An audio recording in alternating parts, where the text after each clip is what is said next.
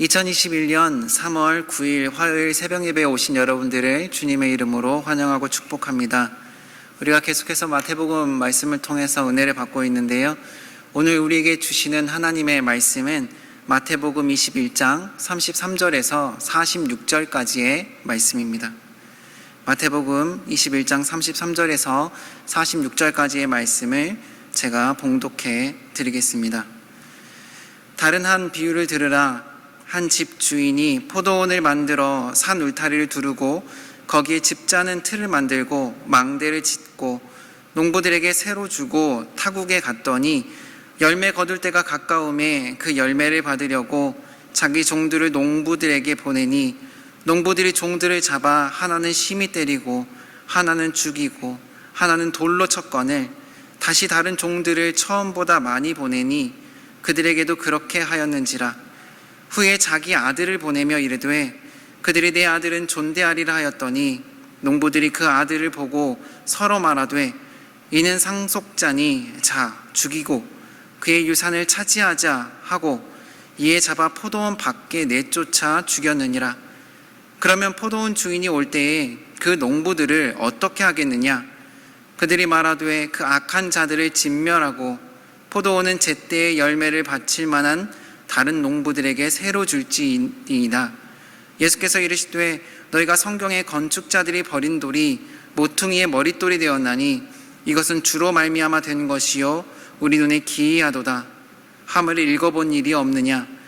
그러므로 내가 너희에게 이르노니 하나님의 나라를 너희는 빼앗기고 그 나라의 열매 맺는 백성이 받으리라. 이 돌 위에 떨어지는 자는 깨지겠고 이 돌이 사람 위에 떨어지면 그를 가루로 만들어 흩으리라 하시니 대제사장들과 바리새인들이 예수의 비유를 듣고 자기들을 가리켜 말씀하심인 줄 알고 잡고자 하나 무리를 무서워하니 이는 그들이 예수를 선지자로 알미었더라. 아멘. 내 것이 아닌데 내 것이라 하며 그것을 내가 가지고 싶어하는 이들이 있습니다. 내가 소유권을 가지고 주인 노릇하고 싶어하는 이들이 있다는 것이지요. 오늘 말씀을 보니 내 것이 아닌데 내 것으로 착복한 사람에 대한 내용이 기록되어 있습니다. 예수님께서는 악한 포도원 소작인에 대한 비유로 말씀하셨는데요. 33절의 말씀을 보니까 한 집주인이 포도원을 만들었습니다. 그리고 산 울타리로 두르고 그 안에 집을 짜는 틀을 만들고 망대를 짓고 농부들에게 새를 주고는 이 포도원 주인은 다른 나라로 떠났다라고 기록하고 있습니다. 이 포도원 주인이 타국에 있다고 해서 이 포도원 주인이 바뀌는 것일까요? 그렇지 않습니다. 새를 주고 떠났기 때문에 포도원 주인은 그곳에 있든 타국에 있든 그 포도원의 주인입니다. 그런데 처음에는 새를 내고 포도원에서 열심히 일을 하던 농부들이 열매를 거둘 때가 되니 마음이 조금 바뀐 것 같아요. 원래 세입자였는데 집주인이 없으니 주인이 되고 싶었습니다. 자신들이 열심히 일구어낸 열매들을 자신이 다 취하고 싶었습니다. 원래 포도원이 그들의 것이 아니었는데 그곳에서 열린 열매들과 심지어 포도원까지 다 가지고 싶어하는 마음이 있었습니다. 이후에 시간이 지나고 열매 맺을 때가 되니 타국에 있었던 포도원 주인이 종들을 보내서 열매를 다 가지고 오라고 이야기를 합니다. 그런데 이 어찌된 일입니까? 농부들이 그 종들을 잡아다가 하나는 심히 때리고 하나는 죽이고 또 하나는 돌로 쳤다라고 성경은 우리에게 말하고 있습니다. 이후 주인이 더 많은 종들을 보냈음에도 불구하고 똑같이 마구 때리고 죽이고 또 돌로 쳤습니다. 마치 자신들이 포도원의 주인인 양 집주인이 보낸 종들이 강도라도 되는 것처럼 그들을 마구 때리고 죽이고 돌로 쳤습니다.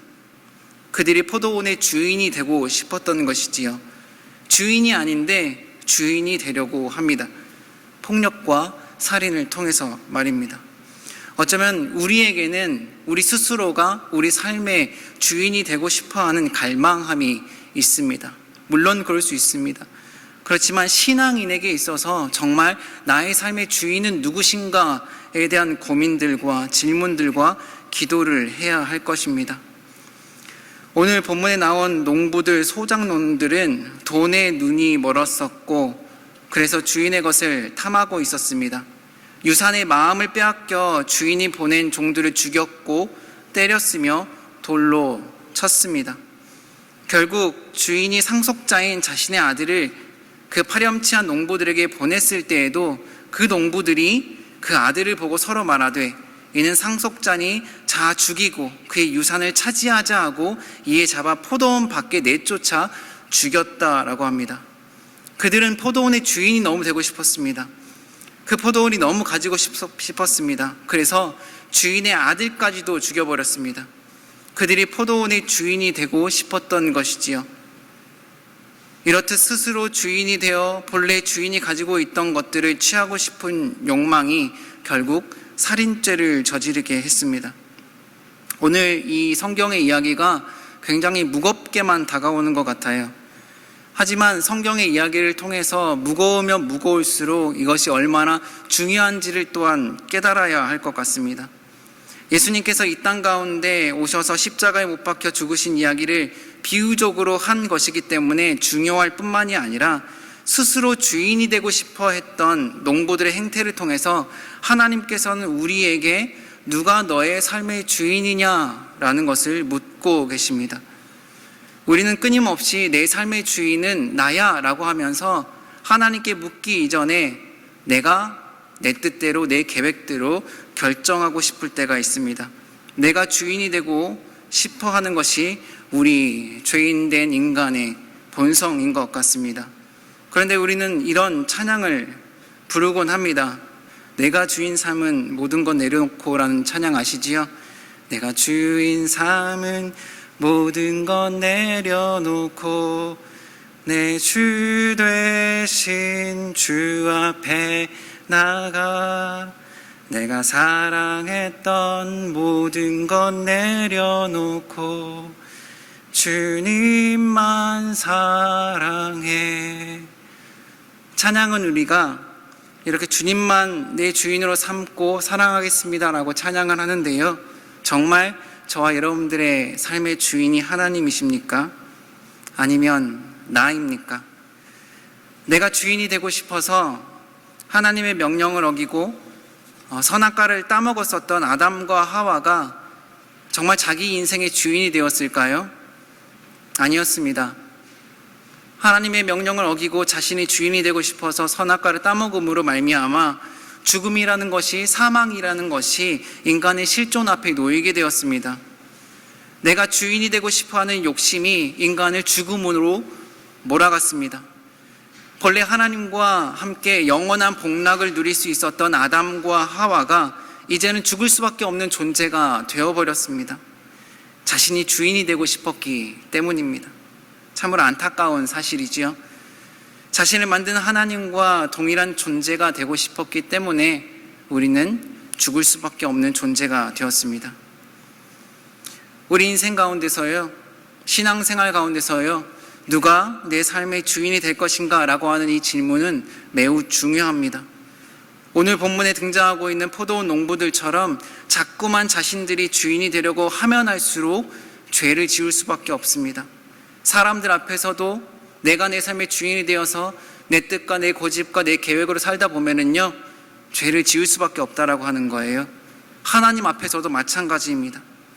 내 삶의 주인은 나인데 자꾸만 누군가가 간섭한다든지 혹 내 마음과 내 뜻대로 되지 않으면 심기가 매우 불편합니다. 그래서 누군가를 내 마음속에서, 생각 속에서 난도질하기도 하고요, 돌로 치기도 하고요, 죽이기도 합니다. 그 사람을 말로 힘들게 하기도 합니다. 내가 내 삶의 주인이기 때문입니다. 그래서 믿음을 가지면 가질수록 더 괴로워질 때가 있는 것 같아요. 더 고민이 깊어질 때가 있는 것 같습니다. 내가 내 마음과 내 뜻대로 하고 싶은데 하나님의 뜻이 있다라고 합니다. 하나님의 마음이 무엇인지를 먼저 물어야 한다라고 합니다.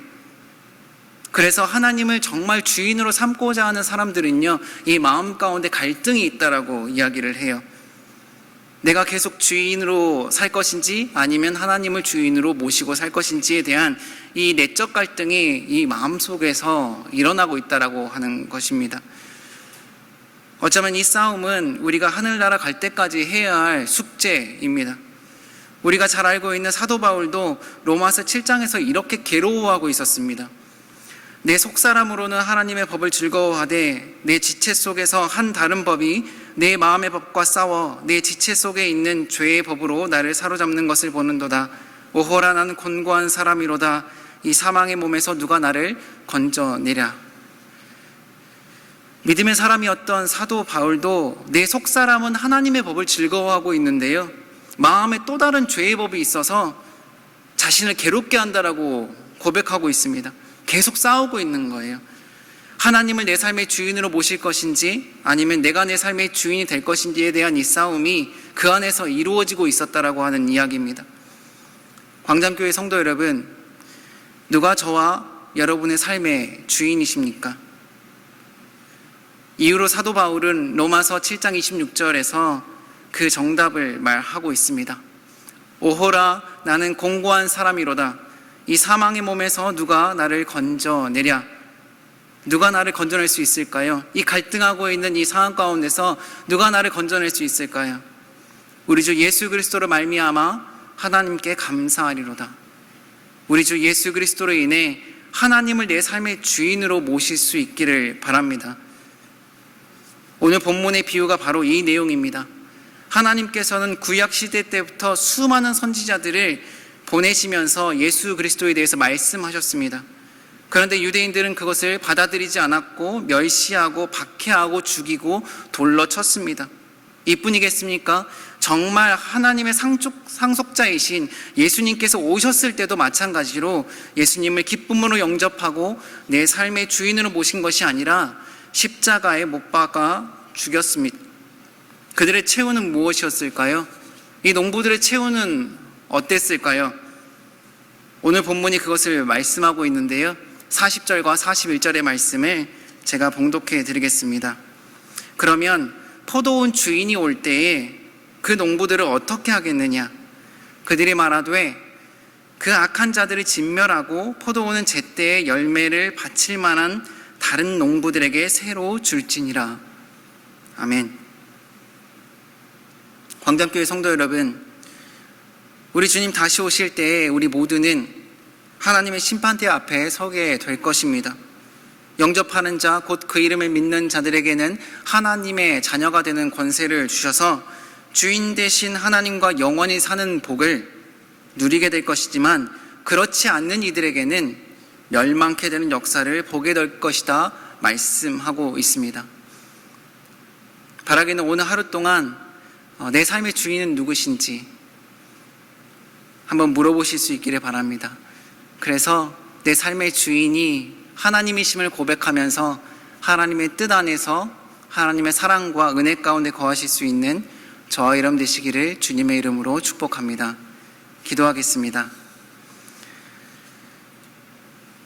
예수님을 제 삶의 중심에 모시기를 원합니다. 주님, 제 삶의 주인 되어 주십시오. 모든 것에 감사드리며 우리 주 예수 그리스도 이름으로 기도드립니다. 아멘.